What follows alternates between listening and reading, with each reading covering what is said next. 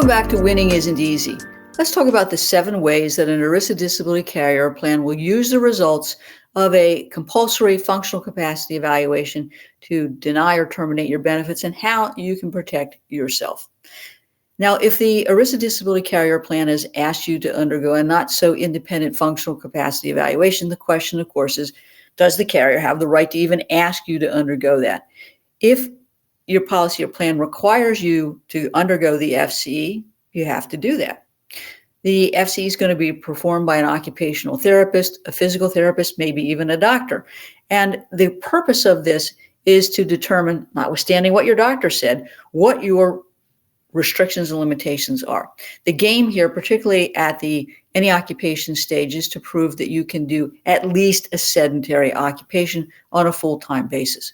So there are lots of games that the FCE provider can play and that will ultimately be used by the disability carrier plan to justify a claim denial or termination. So let's talk about these 7 ways.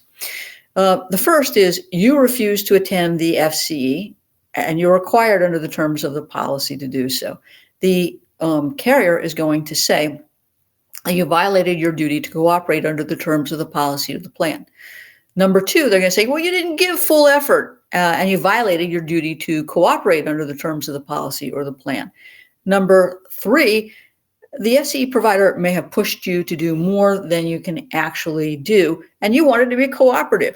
The FCE provider is going to take that cooperation and turn it on its head and say, you actually can do more than what your physician said you could do. So you're functioning at a higher level than what your physician opined. Now, number 4 is they're going to say, hey, the results of the FCE are inconsistent or consistent with the surveillance or social media. So again, we've talked about in the past that consistency is key.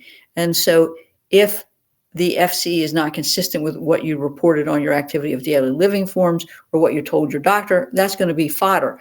And they're going to combine that with a social media search and potentially surveillance. So they're looking at how can we argue that the results of the FCE are inconsistent and therefore our doctor's opinions about your level of functioning is more valid.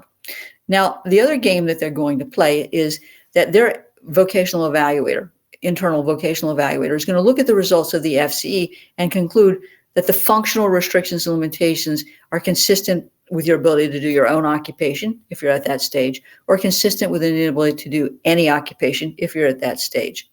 The other game is to build on that. The FCE will be used by the vocational evaluator to do what's called a transferable skills analysis. They're going to analyze what skills you've learned in your past work and whether those skills could transfer to another occupation within whatever your restrictions and limitations are. So they're going to determine that, and that's crucial because at step 7, their VE is going to identify other occupations that you can allegedly perform consistent with your restrictions and limitations as documented by the FCE.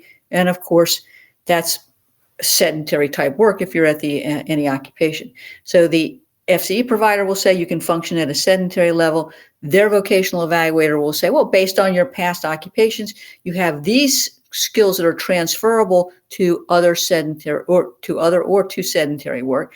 And here they are. And by the way, these occupations earn or pay a wage such that no benefits are due. So you can see how this FCE can cascade, if you will, into a denial or termination. Got it? Well, I hope that you have enjoyed this week's episode of Winning Isn't Easy. Like our page, leave a review, share it with families or friends, and subscribe to this podcast. Please tune in to another insightful episode of Winning Isn't Easy. Take care.